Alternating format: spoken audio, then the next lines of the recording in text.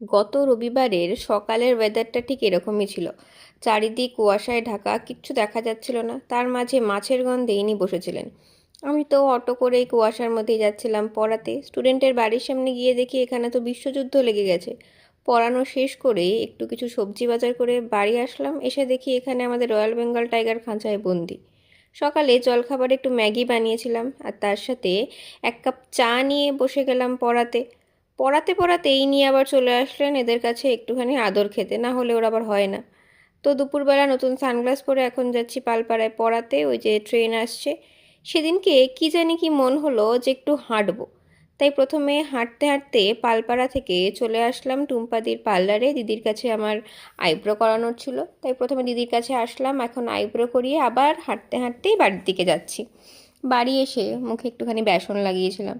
সন্ধেবেলা একটু সুন্দর করে রেডি হলাম। আমাদের অন্বেষার ছেলের অন্নপ্রাশনের ইনভিটেশন ছিল, তো সেখানেই গেছিলাম আমরা। এই হলো আমাদের হিরো আর হিরোর মা। তো এরকম ছিল সেদিনের ডেকোরেশনটা। এইখানে ছোটা ভীম আবার বাচ্চাদের সাথে নাচানাচি করছে। আচ্ছা, আমাকে কেমন লাগছে একটুখানি জানিও তোমরা কমেন্ট করে। তো এইভাবেই সেদিনের দিনটা কাটলো। আজকের মতো এইটুকুই, চলো টাটা।